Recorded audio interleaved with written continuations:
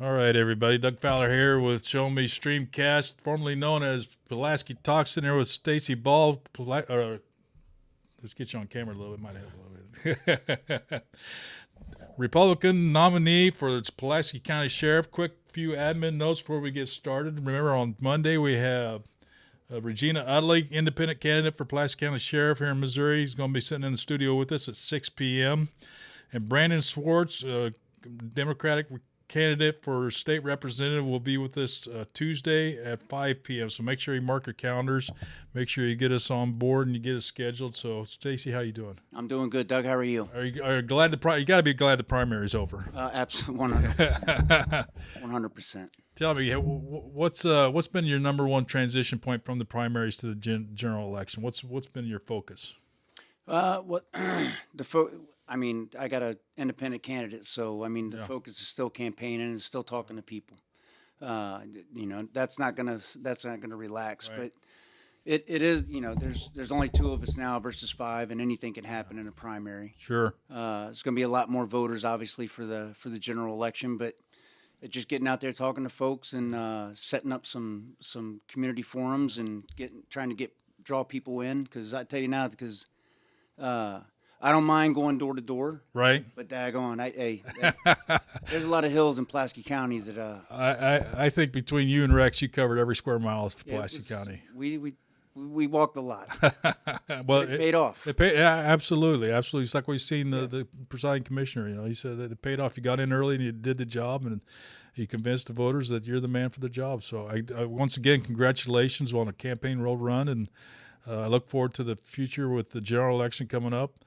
Town halls. You mentioned town halls. Tell me what's going on about them. Well, town halls. I got several town halls set up across Pulaski County. I'm gonna pull up the dates here, but right now, the two biggest ones right now: October 1st, Crocker at Amazing Grace Church, and then October 8th at the St. Robert Community Center. Both of them are 6 p.m. Right. And we're gonna have other some state candidates down from the Republican side, and maybe a few guests that come in and want to speak, but an hour and a half, you can stay however long you want, but it's just going to be a meet and greet and talk and ask questions, and we answer, and Right. just to get, more people that may have not have met me or know me to know me. And Is it Republican only, or is it going to be by a lateral or all inclusive?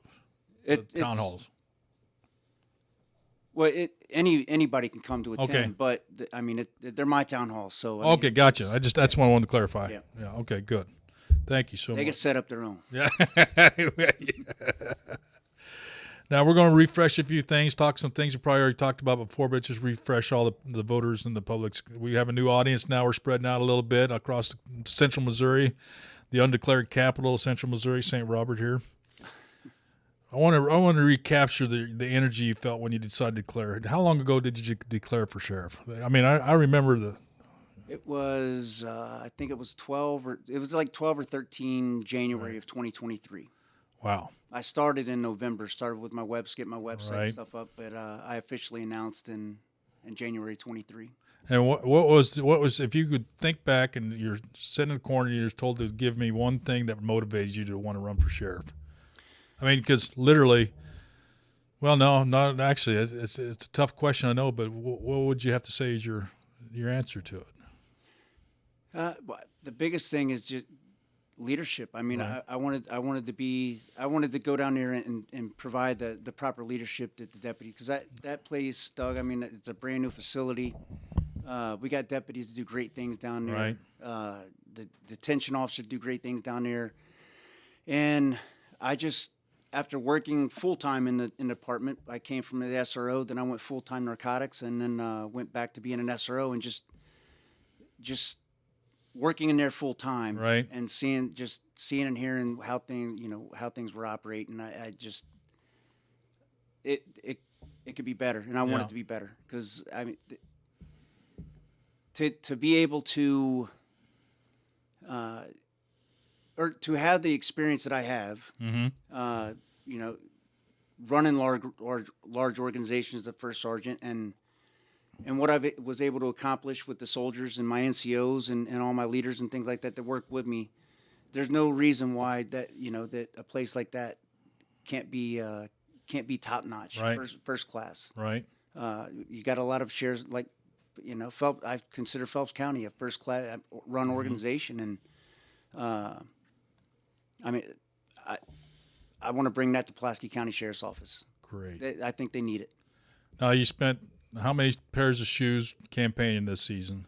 And what were one of the things or some of the things that you may have caught you by surprise that you bring back after talking to the people? What are they asking you when you go out and shake their hands and knock on the doors? And probably the biggest surprise was who's running. Yeah, really. They didn't know who's running.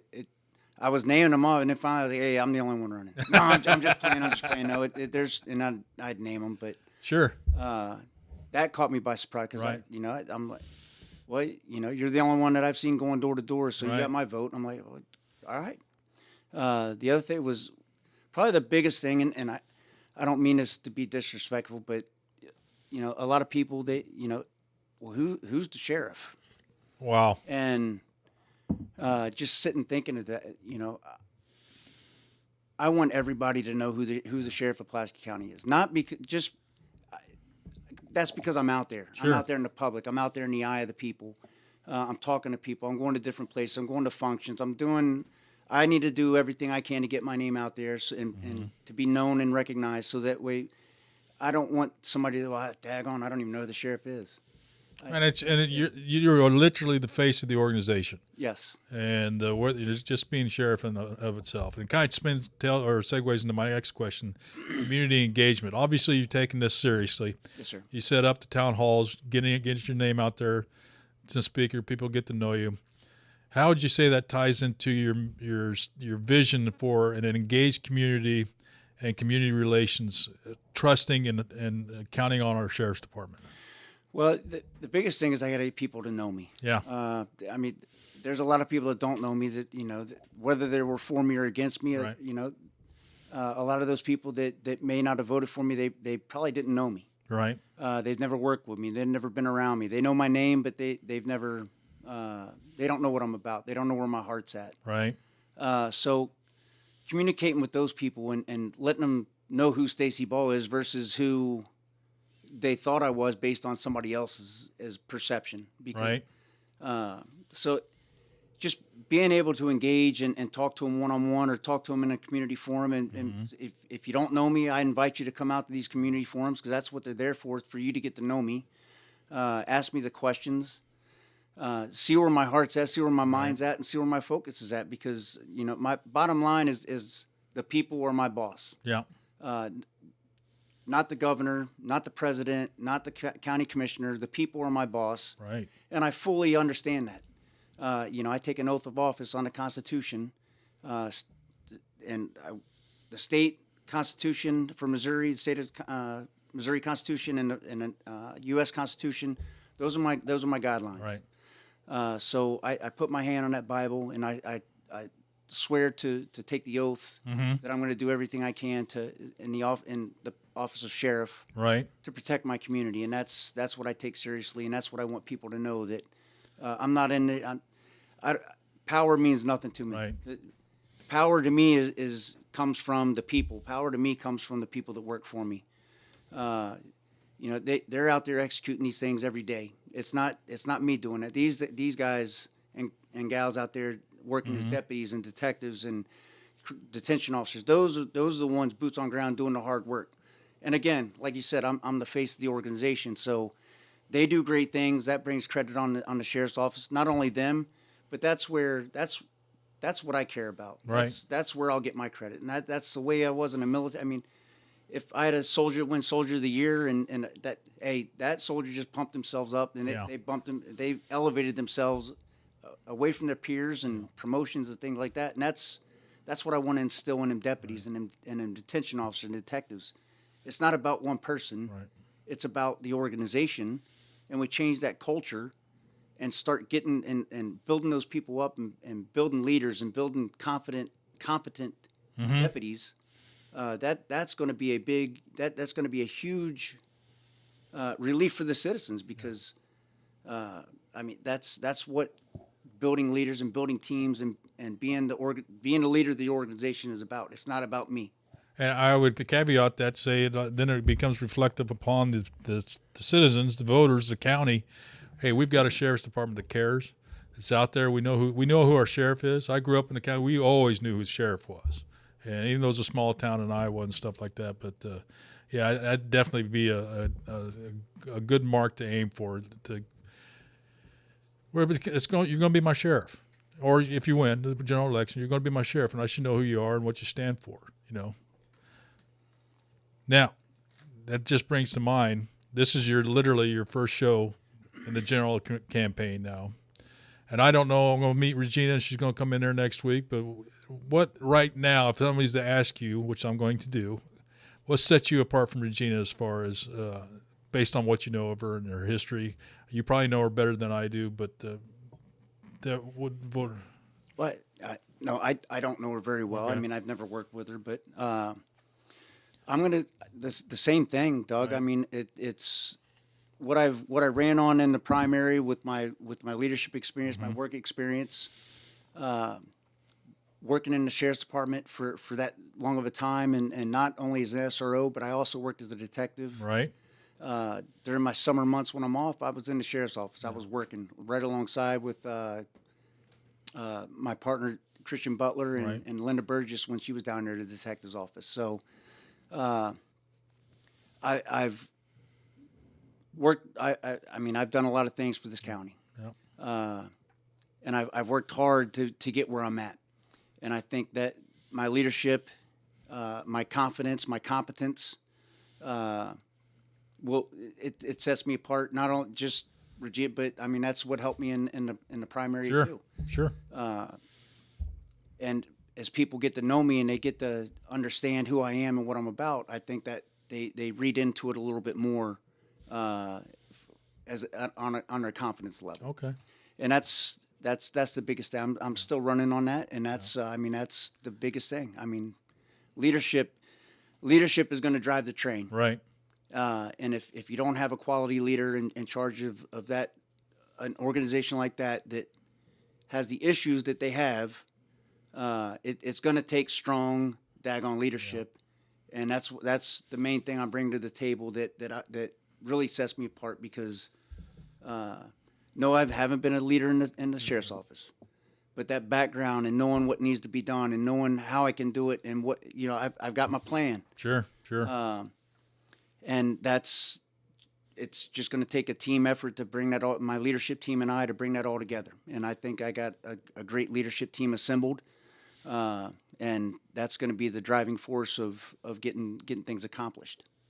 After the election, and say you won, would you consider your let me say it, not an attitude, but the way you approach it as a change agent? Do you think that's be an accurate way to? Because sometimes that's the hardest job in the world, been my experience, to be the change agent, to have to convince people to change, to show them the benefit, and then It depends how you bring that change to them. Right. I think I wholeheartedly. I mean, not a whole lot of people like change. I get it. I don't like change very much, but you have to accept it at some point. So it's all how you deliver that message to. Hey, here's why the purpose, direction, motivation. Here's why we're doing this. Right. We're doing this not because I said so, because this is what is seen as the deficiency and the weakness, and we need to fix that. The sustains. I mean, I'm going to find out what we're doing right, and that's talking to everybody down there in the sheriff's office, from the deputies to the dispatchers to the detention officers to the admin folks. First off, what are we doing right? Yeah. What's going right? And then, okay, what are we doing wrong? What can be improved? Right. And then we work to sustain those. And then that's up on me and my leadership team to fix those weaknesses.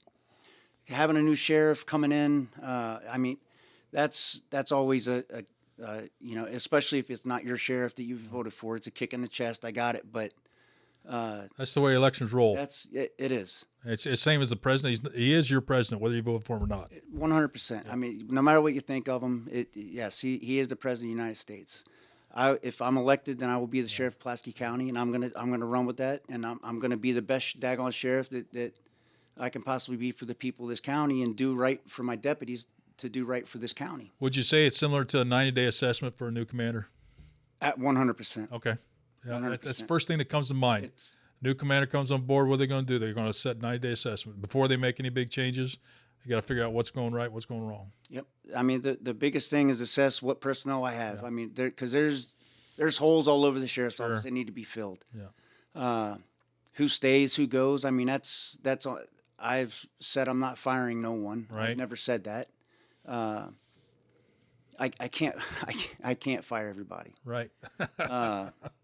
Be an awful lonely job. That's just the rumor that I'm getting rid of everybody when I come in. That's absolutely 100%. That's going to happen with any big change. It happened last election too. Yeah. So and I understand that, but I just want the deputies and the detention officers and the admin folks and the dispatch.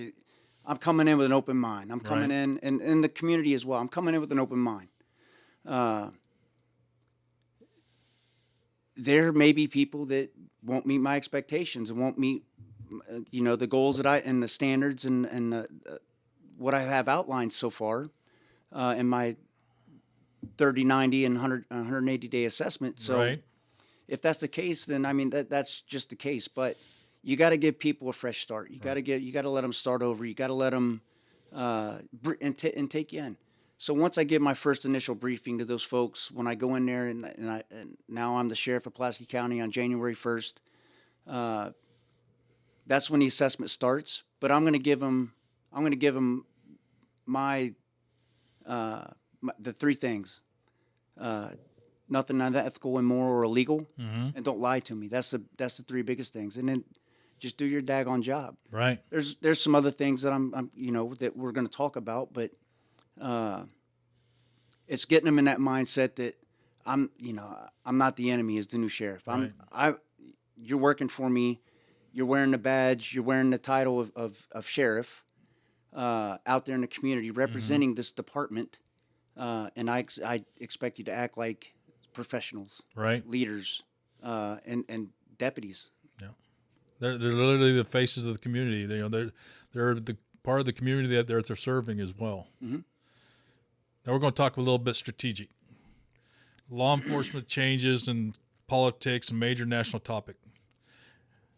What's your stance on issues like use of force policies, de-escalation training, and increased transparency and accountability? I know we've talked transparency till we can't kick it no more, but I think I'm not seeing changes that I want to see based off my other meetings with the other people in the economy. But what's your thoughts on those things? Well, with use of force and de-escalation, we always need de-escalation training. Whether it's, I know we have the online training, but they have de-escalation classes where we can talk and learn how to use your verbal judo, as I call it, to de-escalate the situation. Because in that first 5-6 seconds that we arrive on scene, I mean that's right there. You assess, and then you're trying to calm things down. So that de-escalation is vital to any law enforcement officer, and we need constant training on that. Yeah. Use of force. We're not trained to put our knee in the neck of somebody that's laying on the ground in a prone position. That's not how we're trained. We're trained to go through our use of force procedures from de-escalation with verbal commands. If you got your nightstick, your pepper spray, all the way up to lethal force with your weapon.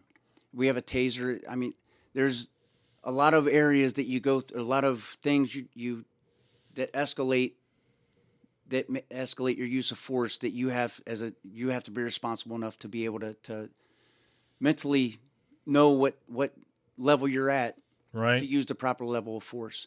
That needs to be a constant trained and instilled value into the deputies and how that use of force works.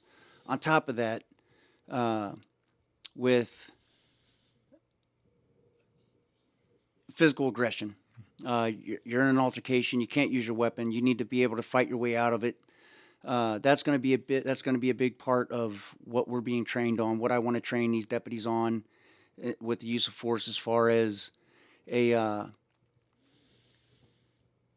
program where kind of like a jiu-jitsu style program, because we don't always end up on top. Right. But the deputies, we get into this program, this training program for hand-to-hand combat. Even when they're on the bottom, they still understand they're in control. Right. And there's ways that they can control them. From pressure points, from, it's not always a chokehold. It's not always because if they're trying to go for your gun while you're wrestling around, there's a technique, there's ways that you can prevent that. Sure. The ways you lay, the way you roll. So that is especially important for my detention officers, because they may know how to fight, street fight, but they don't know how the proper. They haven't been trained to properly use that level of use of force. Right. So getting them trained into that type of training and that type of jiu-jitsu style hand-to-hand combat will give them because you got detention officers scared to go into a pod because it might be several people in there that are fighting or whatever, and there's only one of you. I got it. Right. But once we get our people down there, once we get our reinforcements down there and we're able to go into that pod, I want to make sure that they have every tool available to be able to defend themselves, because they're not in there to get hurt. Right. My deputies aren't on the street to get physically abused and not be able to fight back. I mean, if the situation warrants, they use their level of force, right, to stop the situation at the lowest level, and then once we maintain control or get control of that combatant or that that person that wants to fight us, then put them in cuffs, we put them in a car, and we take them to jail. Now, it's kind of unique how this just came to my mind, I suppose. Those are just kind of stupid words, but the trauma that those deputies and jailers have to deal with. This segues right into that, having gone through that. I don't know. I'm not going to ask if you've had. I'm sure you have. But how are you going to reinforce the thought process that it's all right to talk to somebody if you're traumatized by something that goes on? I mean, that's a big thing today. 100%, and I mean it affects it affects a lot more law enforcement officials than people believe. I mean, mental health, your mental wellness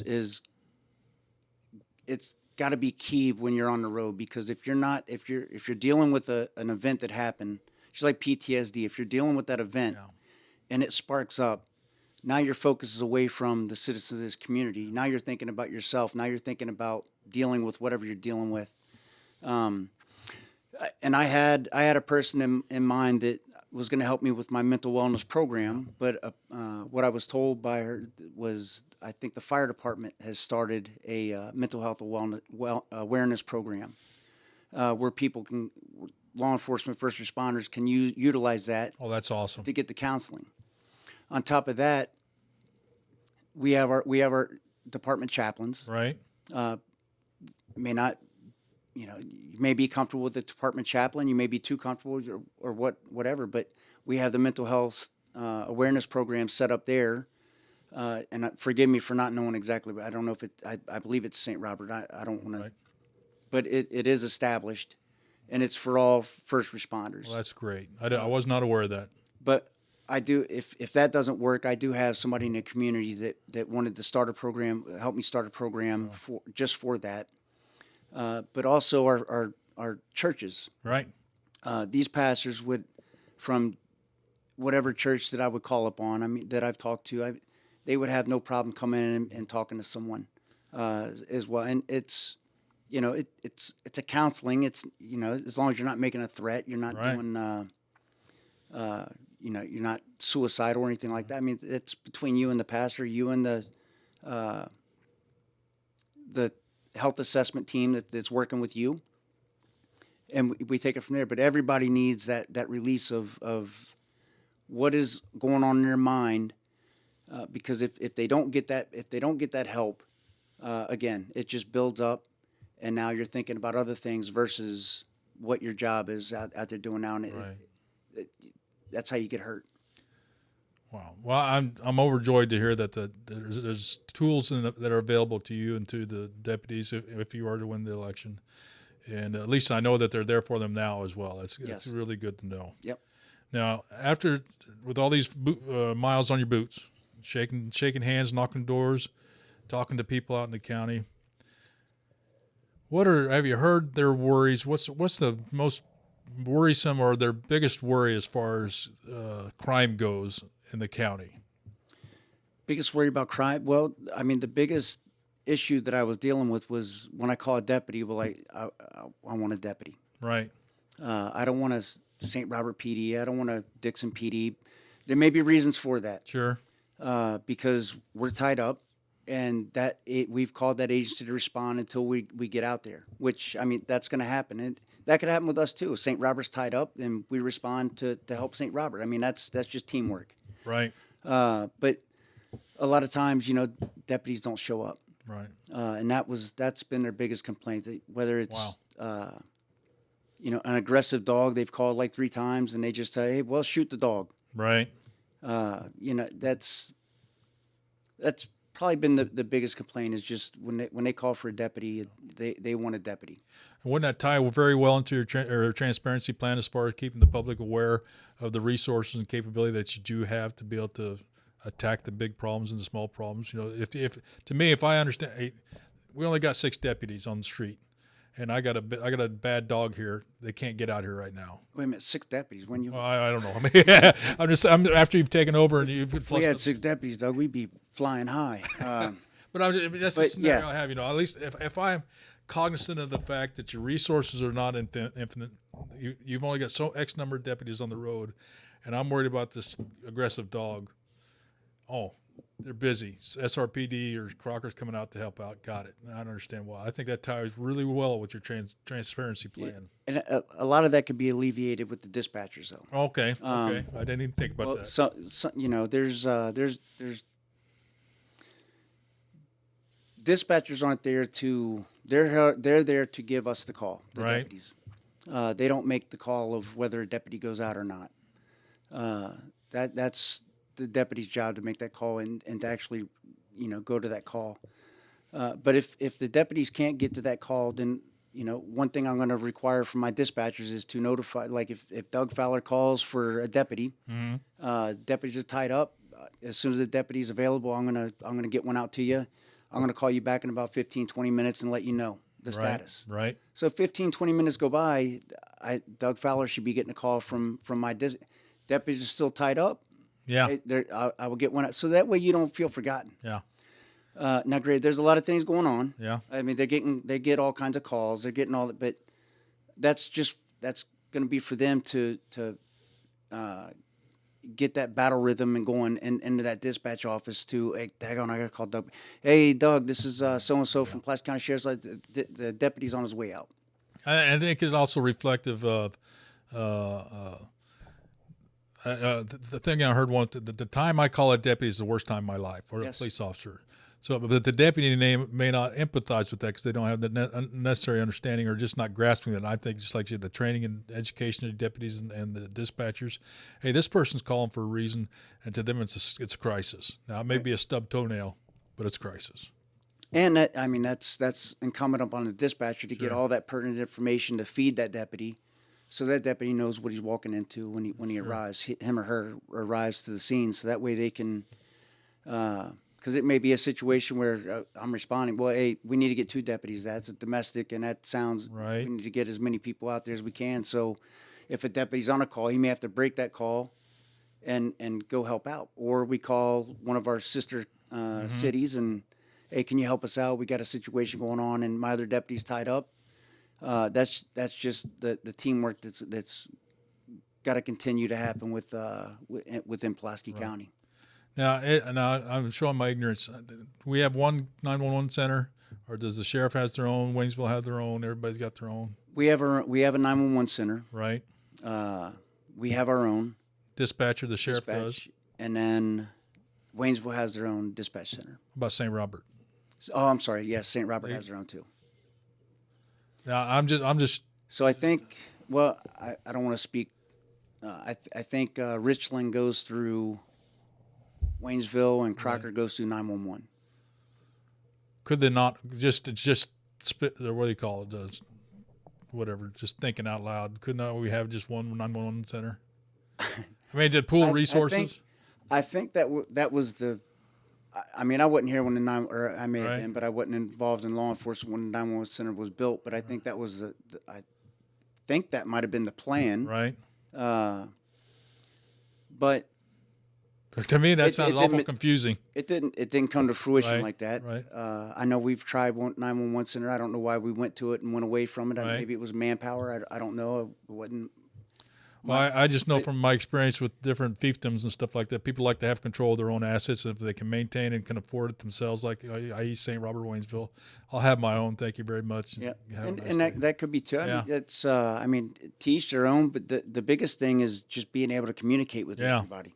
That is the biggest headache with I mean, even well, Phelps County, Rolla has their own, then Phelps County has their own. So the biggest thing is being able to communicate effectively on that radio Yeah. and get the right, get to the right, because they call 911, they're going to get the 911 center. 911 center contacts the sheriff's office, Right. unless they call the sheriff's office directly. So that's several seconds, minute or so. I was just thinking that too. That's a step. Yeah, That's and that could be life or death, but they've got a hold of somebody. But now Right. they got to get to the right agency, which somebody's got to make a decision. Who do I get in this to? right. Might be something to look into when you, if and when. Pooling of resources. We talked about interagency cooperation. You got vast experience working with that with Rolla here, SRO. You understand how law enforcement works. Based off your conversations with the population of Pulaski County, how important do you think they feel it is that we know our neighbors, we can count on them, they can support us, different agencies within the or the county and our surrounding communities? What's your thoughts on what people think about that?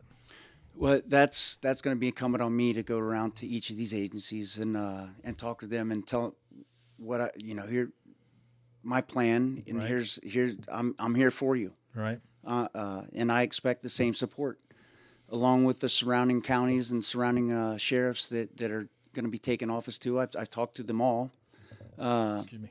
except for Camden County, because I got to reach out to him, but I've talked to all the surrounding sheriffs, and we're all on the same sheet of music as far Right. as support, memorandums of agreement, and things like that good. to get the ball rolling. So if I need assistance, and they can come and assist me, and that's the way it should be. Whether it's coming for assistance, which when something bad happens, when a mass shooting or something like that, I mean everybody in the Sure. brother is going to converge on Pulaski County or wherever that's at.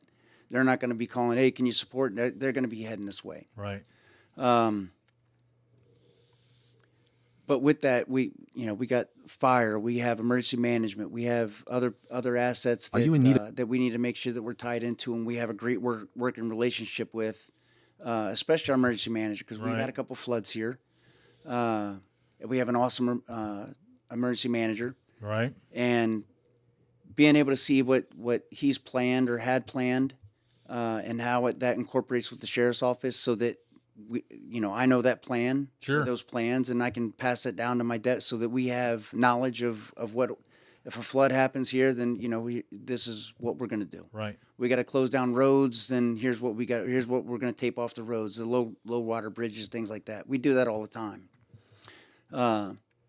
So working with all the county, all the other counties, and all the cities, it goes into teamwork, Right. and that's going to be up to me to get around each city, each entity, to spark that conversation, to have that coordination come together and come to fruition. So, Awesome. I'm going to take a break for 30 seconds. Try a new thing. I'm going to try. It's a commercial break. Are you in need of legal assistance? Look no further than the Prue Law Office. Our experienced attorneys specialize in family law, criminal defense, and personal injury cases. We are dedicated to providing personalized and compassionate representation to our clients. Located on the square in Waynesville, just across the street from the courthouse, call us today at 573-774-6444 or by email at pruelaw@aol.com for a free consultation. Prue Law Office, your trusted legal partner in Waynesville. Disclaimer: the information provided in this advertisement is for general informational purposes only and does not constitute legal advice. Viewing this advertisement or contacting Prue Law Office does not create an attorney-client relationship. Past results do not guarantee future outcomes. For specific legal advice tailored to your situation, please contact Pru Law Office directly. That was a first time go. I think we got a win on there. That's, of course, our gold sponsor, Mark Pru and Pru Law Office down Waynesville. My headphones jacked up. Give me a second. You got some beats? I got some jacked up stuff is what I got. Darren Brashear chimed in. Hey, sir, how are you? Thank you so much. Let's talk about Drug Task Force. Do we have one in Pulaski County? And I don't know if you spoke to this in the past, but the Drug Task Force. Yeah, I think Pulaski County still has South Central Drug Task Force. How does that work with the other counties? Are we going to have one that's active? I mean, I know you got a lot of experience with Rollin, the Drug Area Task Force. Is that something that you're looking at bringing out? 100%. Okay, good. There will be a drug task force in Pulaski County. How's that work? It's usually is it like, I'm thinking the office, or not the office, the wire, a group of officers that work together off the grid, so to speak, and they're out there tackling the drug problem in the county? Or is it, or how's that work? Maybe I wish it was robust like that, but it's not as robust. It's not to go into too much detail. It's an operation. Right. There will be support when time calls for it from whether it's county or other agencies. Our county executing a search, or a combination of St. Robert helped me execute several. Waynesville helped me execute a couple. Right. So I think Dixon PD even helped execute a couple, but it's not as robust as what you were saying, but it is an operation, Right. and it will turn. The bigger it is, the more assets we'll provide for it. So if let me know if I get this right. You got an officer who's on task force. He's making a bust, he's culminated an investigation, and it's time to make the arrest. And that's when he call in the troops. Is that basically in a nutshell? I'm just really don't know. It's sort of okay. I don't want to give it's tactics away, but yes, that officer does things to get probable cause and be able to do a search warrant, and then if we have a plan that we go through where we determine if the county can do the search warrant or we need a highway patrol. Right. And then based on the threat and the numbers, when they add up, if it's over a certain number and it's too high risk, then we'll call in a different agency like the highway patrol. Gotcha. And if it's majority of the task force, or majority of the search warrants that I was able to execute was all done with county assets. Okay. We had one that the highway patrol, two that we called the highway patrol in for, and a couple that we probably should have called the highway patrol in for, but we had plenty of manpower. We had plenty of people. It was a big search warrant. Recruitment and retention. I know it's part of your plan. We're not going to get into too much of detail. Based off what you know now, what you found out since during the primary campaign, is it a big issue, or is it an issue that's tangible and you're able to get a hold of it and wrap your arms around it? And I don't even know if it's an issue right now as far as the county sheriff. I would like to say it's not an issue, but I'm not reading the deputies' minds. Like I said before, I mean, there's no. I haven't worked with hardly any of them. There's a few that I have down there. Most of them are new. I'm asking them to stay. Give me a chance. Right. That's all I ask. If you don't want to, if you want to go, then go. Yeah. Yeah. I've had plenty of conversations and phone calls from other people that would like to come back to Pulaski County because they left for whether it was a hostile work environment or the leadership or whatever the issue was that they left, and knowing and having worked with them, I would welcome them back with open arms because I know what type of person and leader they are. It's a known versus an unknown. Yeah. So, but if I get there and all them deputies stay, then hey, we drive on. And then when an opening comes up, then I got people that I can call on to help fill. But until then, there's everybody starts clean. I mean, it doesn't matter what the issue was with the past administration, unless there's something that's just doesn't click. You're a bad apple and it wasn't identified, then because that's the biggest thing is if we identify a bad apple in our force, they have to go. Yeah. We can't. too many times we saw on the national news where that bad apple wasn't caught in time, and now we got riots all over the country. You're right. And I do not want to be cause for you don't want CNN crew on the courthouse lawn. No. As the top elected enforcement officer in the county, if you were to win the election, this is a pet peeve of mine, and we've talked about it with the other candidates as well during the primaries. How do you maintain a politically unbiased mentality within the department as far as politically neutral, nonpartisan? How are you going to maintain that? I have a sense it won't be you having an issue at all. I think you got a really sense of what the job's about, and it doesn't matter if you're Democrat, independent, or whatever you want to call yourself. But passions run deep, and especially in this election cycle. And I like to stir stuff up, and I've stirred some things up on my Facebook page, and I've let know. But how do you try to what can you do, or what will you do to try to maintain a neutrality, so to speak? Well, the biggest thing is, and like I've been to the Democrat meeting, right. And I've talked to a lot of Democrats. The biggest thing to know and this probably goes along with all the county elected officials, and said it before, but yes, I'm a Republican. Right. But the sheriff doesn't arrest Democrats, right, and let Republicans do what they want, or independents do what they want. I mean, it is supposed to be, and I wish that neutrality was there. Right. But it's not, and that's fine. Yeah. But when I go in there, that's the basis of it is, I don't care if you're Republican or Democrat. I don't care if you handle a Republican or Democrat call. Right. I don't care if you see a bunch of Trump signs or a bunch of Biden signs. It doesn't matter. Political affiliations out the window. Our job is to help the citizens of this county and keep them safe. And when I call for a deputy, I don't care what color he is, what race, creed, religion, or political affiliation. Yeah, I mean the proper answer was like, hey, I'm not getting into it. Yeah, yeah. But it doesn't always happen like that. I understand that. Sure. But I think a lot of it could be gained within Missouri if they made it a politically neutral position. That's just my opinion, though. So. Yeah. I don't know what it would take, but it's in the books. It's the way it is, and it probably has been. And that's the way that our democracy is established, and that's the way it runs. So right. I mean, I'm a Republican regardless by my values and my conservative beliefs, but that doesn't mean that I don't like Democrats. Sure. It doesn't mean I don't like independents. I mean, sure. Independents. I think well, I don't want to say wishy-washy, but I mean, you don't. Where do you? I mean, they're independent. They're independent. But that doesn't mean they're not a Republican or a Democrat. Right. I'm a professed independent. Things about the Republican Party I like. There's things about I like. I kind of blend and shake. Wave in the wind, so to speak. So, Rossi Ross, thank you so much. I don't know why we can't see the comments up here. Let me see if I can fix that. Well, don't matter. But thank you so much for chiming in. She said law enforcement officers serve everyone, no favoritism. I think Stacy would definitely concur with that statement. That's about all I've got for you.